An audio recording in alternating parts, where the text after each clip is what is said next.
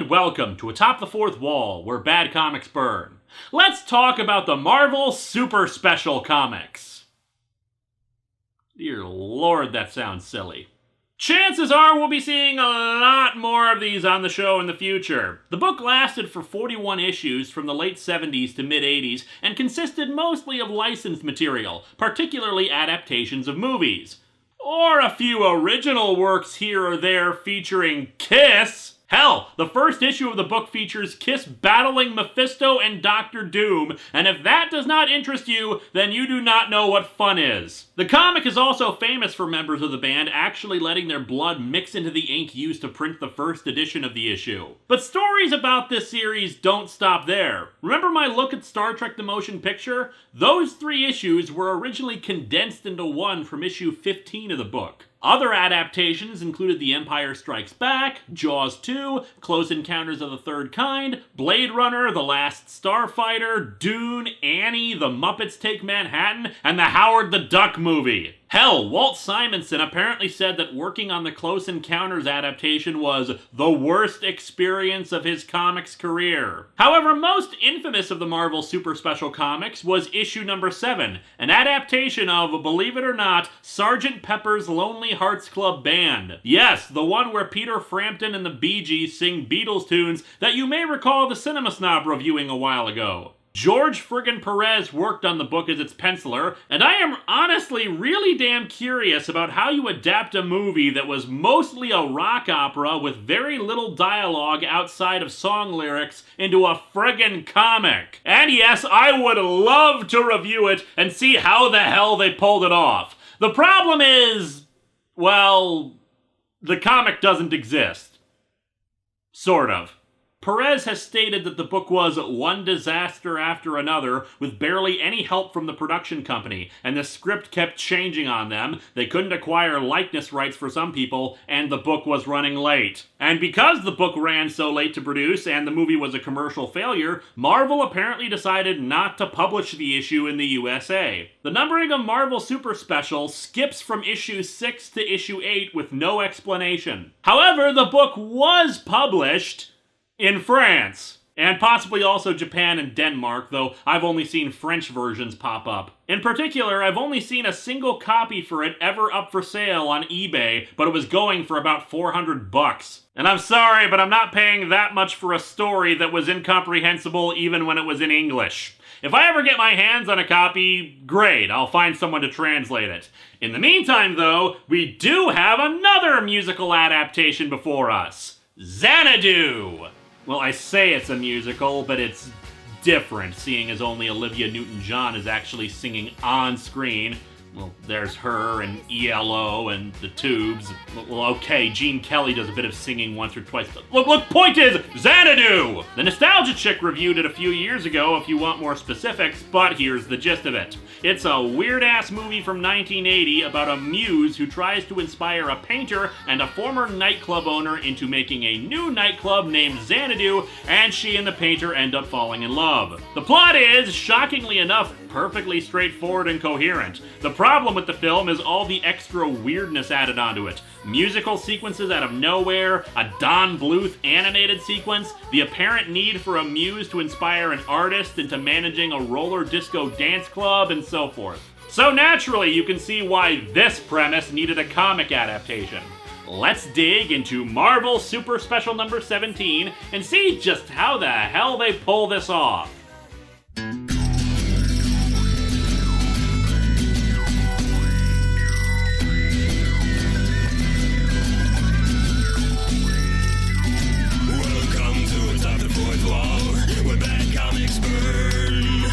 Linkara's gonna teach you all a lesson you won't learn. Brodsky, you're not the smartest. Life out, you're not an artist. Anyone who's had a bad comic published, it could be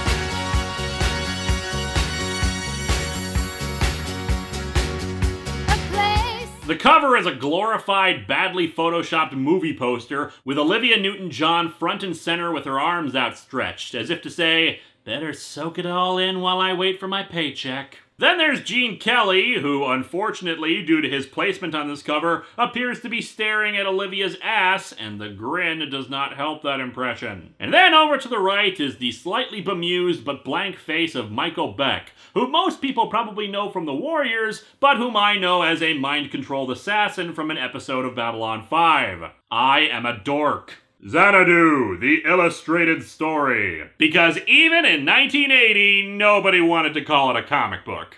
Plus music, dance, costumes, special effects. Behold, as none of these things are in the illustrated story.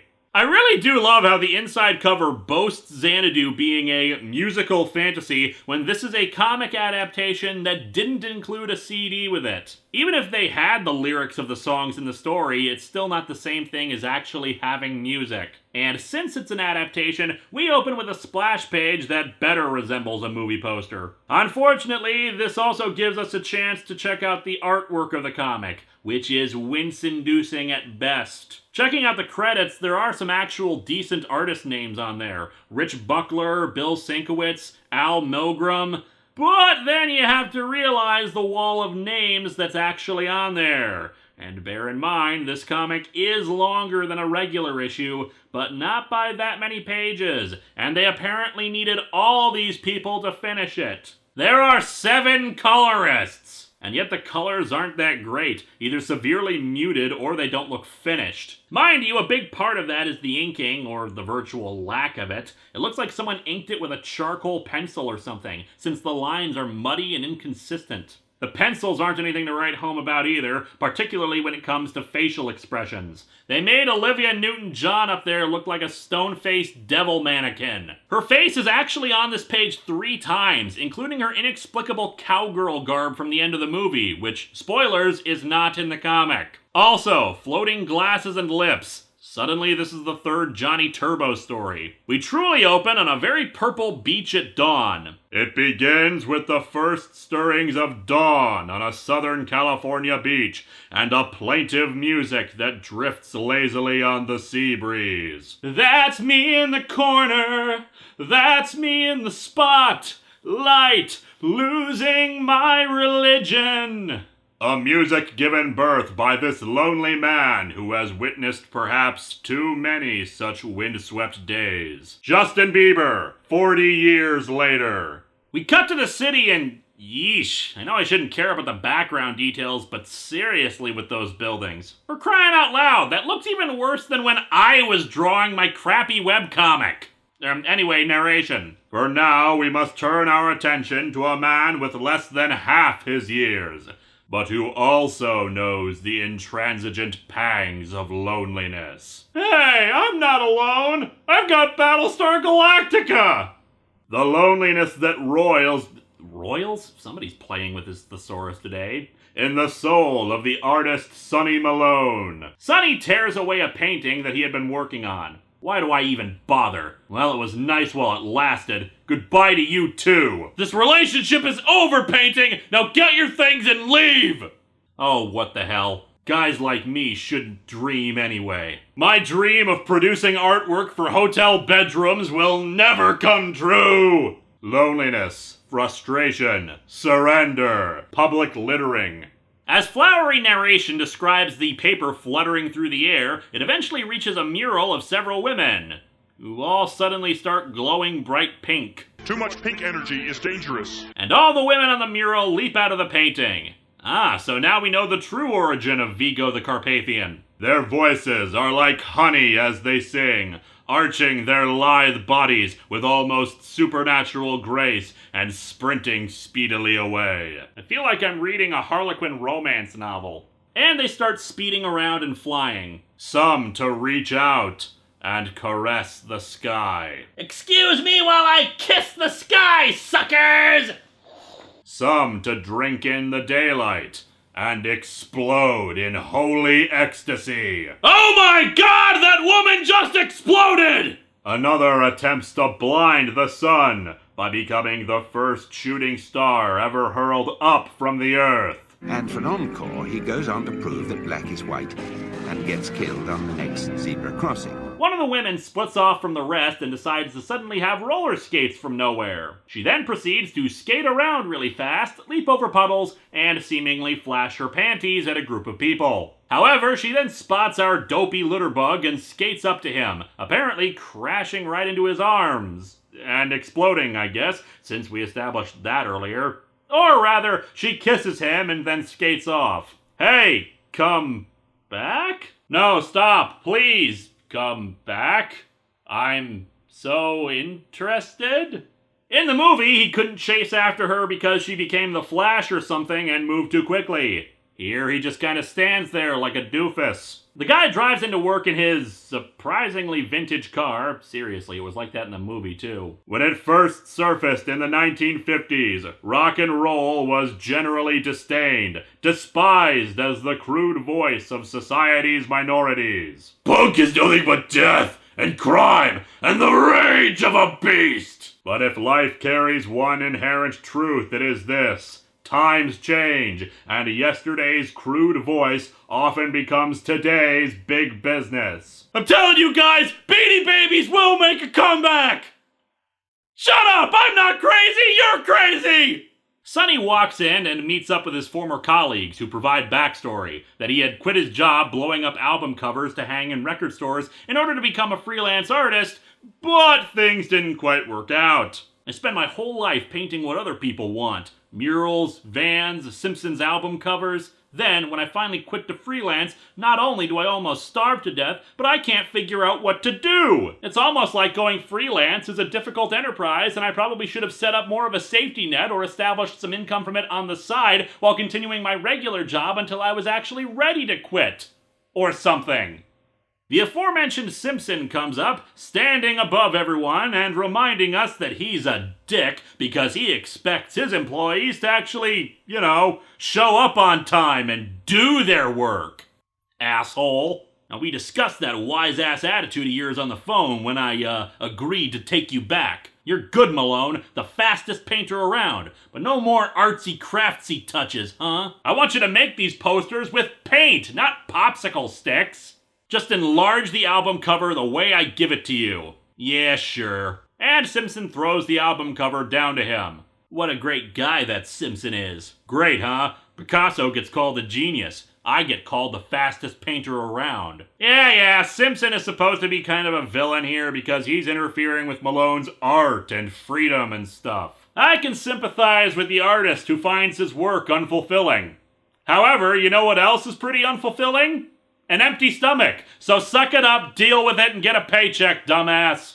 I mean, it bugs me that he apparently can't work on his own stuff when he's off work. If he's supposed to be as talented and fast as the comic tells us he is, why is he incapable of working on artwork outside of the office? But whatever, he takes a look at the album cover. Then Sonny Malone stops mid-sentence, his heart beating frantically, his attention riveted on the album jacket he holds in his quivering hands. I would be too. That artwork is radically different from the rest of the art in the comic. Almost as if it was a still from the movie. However, the more impressive thing for him is the image of Olivia Newton-John on it, who was the woman who kissed him at the park. And because he's a free thinker who doesn't listen to the man, as it were, Sonny storms out to try to figure out who the woman is. Only Sonny would unhesitatingly risk losing a job he holds in a very tenuous grip and whirl away like a Kansas twister in search of a dream. Only Sonny is that phenomenally stupid. And unfortunately, he has no luck. He speaks to the photographer of the cover, who simply says she popped into frame while he was taking photos and then disappeared again, so he has no idea who she is. Okay, here's a bit of early plot reveal. The woman, named Kira, is trying to inspire Sonny to follow his dreams. Except we saw earlier she had only that morning spotted him in the park for the first time. So, can she time travel? Did she go back in time specifically to go to that one spot for that one album cover because she knew that particular album cover would be assigned to him and then he'd gain inspiration from that? It seems like a lot of work. And yes, I know she's magical and crap, but I'm just saying. Anyway, Sonny returns to the park on his lunch hour. And then he hears the lacrimal? Seriously, with this word of the day stuff. Music rising above the cry of the ocean, like a great wave of crystalline sound, and it draws him, almost against his will, to a certain sad-eyed clarinet player we have seen before. Kenny G, what are you doing here? Anyway, the two start talking, but then Sonny spots Kira roller skating away. And serial killer face! Actually, I just realized, Sonny in this panel is a much better Joker than the one in All-Star Batman and Robin. Sonny gives chase, but he needs to catch up to her. Hi, that your bike? Okay if I borrow it? Sure. 1980. A more trusting, simpler time, where one could just borrow a stranger's bike without a second word.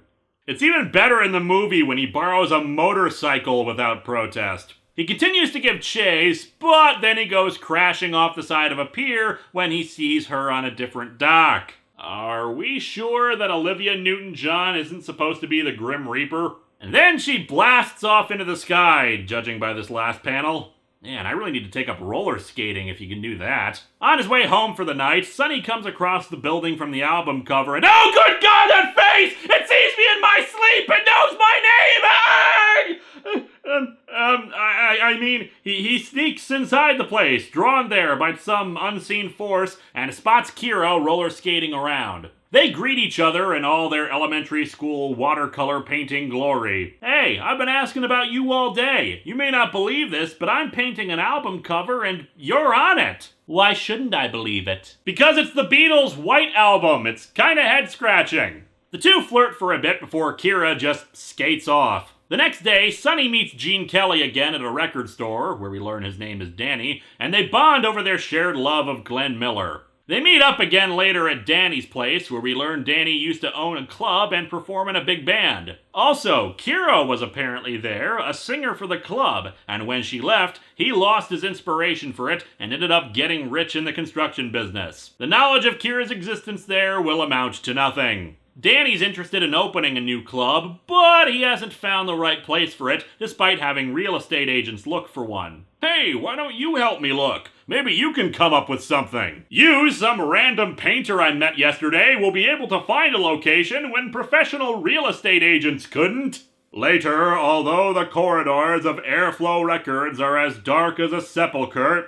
Sepulcher now? Because poor literacy is definitely not a problem here. Light and life fill at least one cluttered room. There, a certain wildly impassioned young artist paints alone. Well, not quite alone. And Kira is now standing behind him, breaking and entering. You have to believe we are magic. This is the first time I've cared about what I've painted in a long time. It must be frustrating to waste your talents on things that don't matter to you. Must totally suck having to work a dead-end job with no creative input whatsoever. Shall I rub some more salt in your wounds, or would you like me to just call you a corporate sellout now? When Sonny mentions Danny's desire to have him find a place for the club, Kira suggests the building they met, but he's skeptical. He then brings her to what is essentially a friggin' holodeck. It's a studio space with lots of props and special effects and lighting and crap. Supposedly it's for rock groups to record in, and all the extra stuff is for inspiration. You know, it seems like drugs in a recording booth would get the same results at a far cheaper price than a huge space with mechanical props and rain and robots and smoke and backdrops. Plus, drugs are also more likely for rock bands to have. Also the makers of this movie.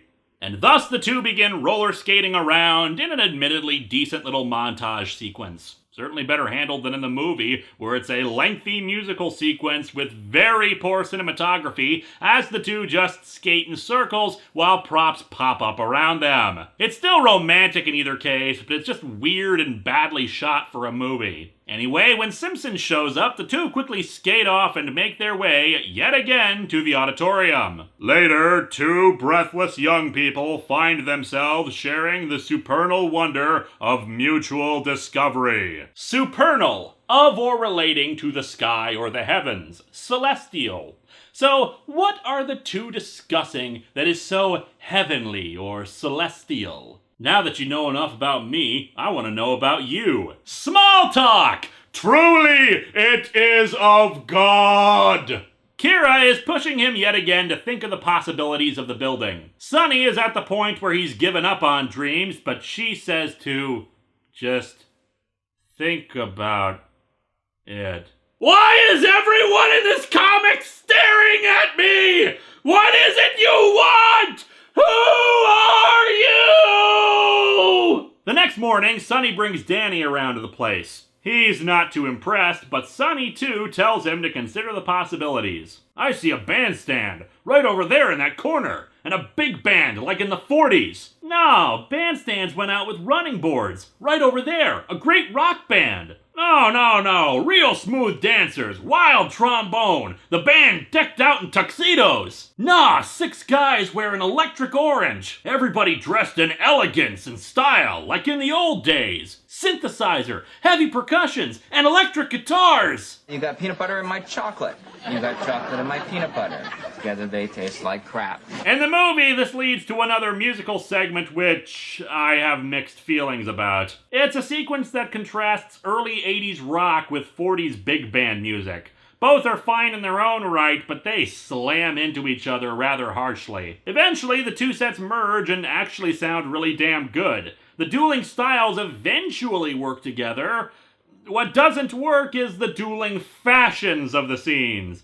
Or rather, what's supposed to be dueling fashions, since both end up looking horrible in their own way, with exaggerated 40s pinstripe suits and colors and, well, horrible skin-tight attire that seems like a monstrous hybrid of the 70s and 80s. Remember, this was 1980. 80s fashion stylings really had not come into being yet. Even the futuristic fashions of Blake 7 look restrained next to these outfits. The comic does away with the music part naturally and just has very dirty looking artwork. Feels like someone tried to erase the pencils and accidentally just spread them around. And thus Danny decides to go through with it, telling Sonny that he's giving him half the place and they'll be partners. All they need is a name. In Xanadu did Kubla Khan a stately pleasure dome decree, where Alf the sacred river ran, through caverns measureless to man, down to a sunless sea. Yes, of course! We'll call it Kubla Khan! Also, gotta love how despite all the flowery vocabulary, they misspelled Khan. And in that magical instant, an almost celestial silence seems to inseparably join 3 lives, like links in a chain of gold. And Xanadu is born. And so were the Razzies. I'm not kidding. Xanadu and Can't Stop the Music are apparently responsible for the creation of the Golden Raspberry Awards. Weeks pass and the place is fixed up and gotten ready for the opening night. The comic skips over the bizarre clothes montage of the film where All Over the World is played. Good song, weird-ass bit of the film.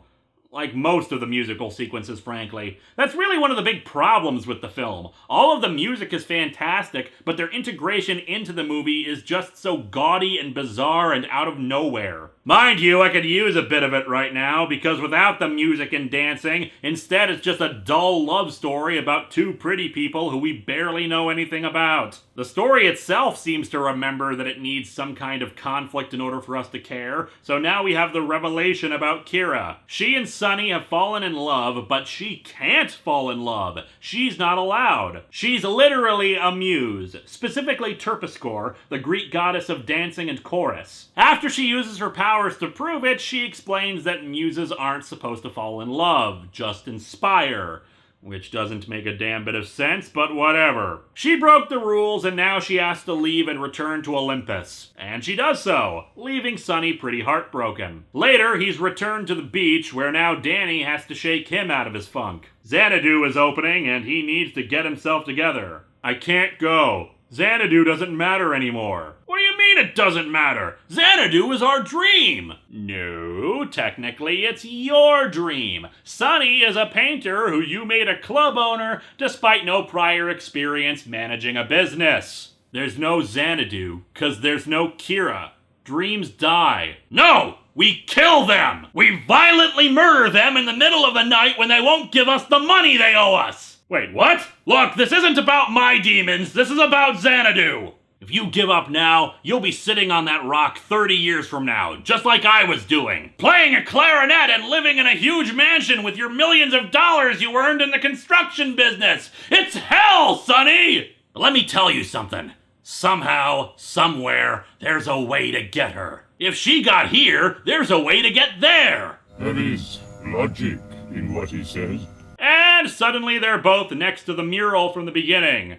I guess Danny's pep talk was so powerful it teleported them. And so Sonny roller skates into the mural. It's a chance, and what would life be without chances? And when they are taken in the name of love, chances become more than just everyday risks. They become magic! It's magic. We don't have to explain it. So I guess the mural was painted by the aliens who built the monoliths, since Sonny travels through a wormhole or something full of psychedelic imagery until he ends up in Olympus. In the movie, Olympus is a bunch of neon lines. And here, it's absolutely nothing. We get no solid establishment of what the hell this place looks like. I can't decide which is lazier. Sonny and Kira reunite, and Sonny demands to speak to Zeus to let Kira come with him. We don't use those old-fashioned names anymore, but in this case, it's me you want to speak to. We try to be hip with the kids these days, so call me the Z-Man or Z-Dog. Sonny says he isn't leaving without Kira, but Zeus is having none of it. You leave now, and you leave without Kira. Why? Because other people have dreams. Other people need temporary roller skating girlfriends, you know. Listen to me. Kira and I love each other. I don't know how often that happens in this kind of place, but back on Earth, it's pretty rare. Well, up yours too, dude. We need to be together. Also, why does it feel like my blood is rushing to my head? Zeus once again says he's leaving. Just a minute. Isn't anyone interested in my feelings? Well, you're a woman and I'm Zeus, so no, not really. Yes, feelings. I've never really had them before. Never felt this way about anyone before. And I've never once asked to leave here in all the time I've been here. Can't we have this one night? Just one night? Just one moment? Well, okay. But Sonny, she'd better be back here by 11 or I'm calling the cops. Well, maybe just one moment. Or maybe forever. I keep getting them mixed up. Look, what I'm trying to say is that I really suck as a god. Let's not even get into that one time I got into a fist fight with Jesus, Christian martial artist. And so the two are sent through the swirl of Christmas colors and end up back at Xanadu. There's a big musical number that of course is missing from the comic aside from these little bits of dancing, but then she teleports away. Sonny, of course, is distressed, but then Danny brings over a waitress to talk to him, and so our comic ends with a lady in black who looks exactly like Kira. And the music plays on and on and on. Don't stop believing! This comic sucks. Aside from artwork that oftentimes is more frightening than romantic, cutting out all the musical sequences just makes this a very tepid romance story that would look right at home alongside any romance comic from the 50s. It's padded, obviously, and has a more supernatural twist to it, but it doesn't have anything to say and nothing for us to be invested in. We really know very little about our leads. Danny has the most personality, but that's because they actually bothered to give him a backstory, but his plot comes to an end once Xanadu is built. Xanadu is a musical fantasy, and in this comic there is no music, and the fantasy is that roller discos would still be a thing.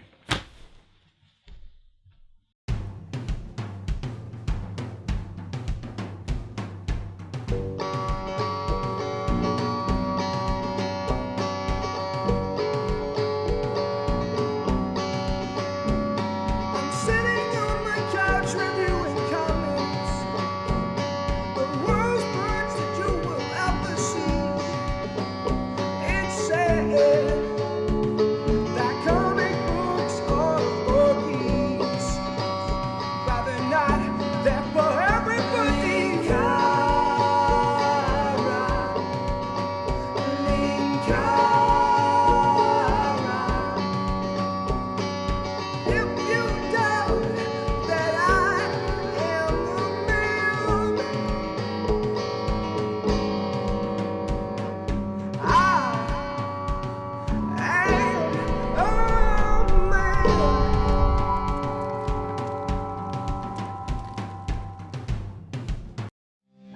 Attempting alphanumeric sequence 15. Processing. No response. Attempting alphanumeric. Hey, Pollo. Hello, Alan.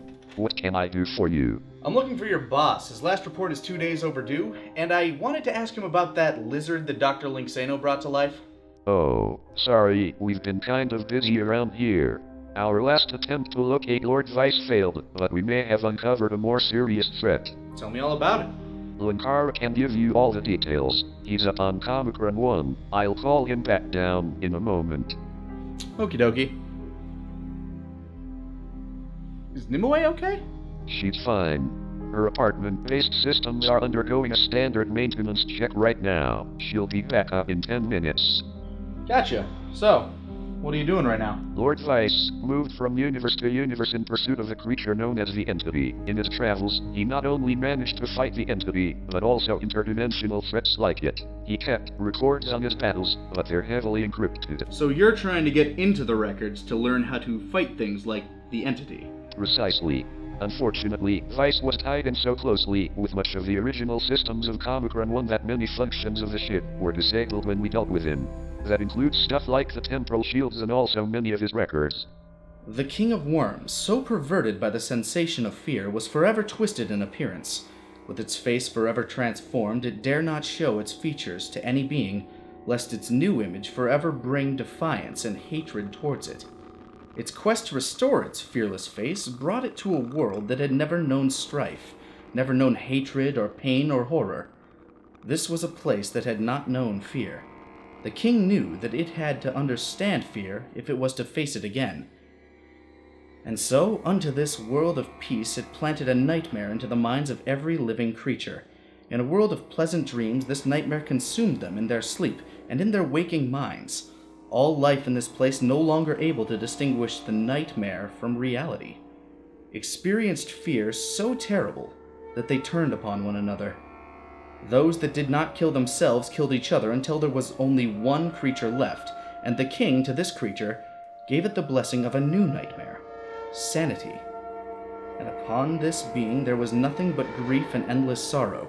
The king made his first throne upon this world, built upon the crushed soul of the last sane being on a world that had gone mad. Charming. It's one of a dozen legends about the creature. That's basically all we do have on the king. Legends. Nothing solid or factual. If there is anything on it, it's inside the encrypted files.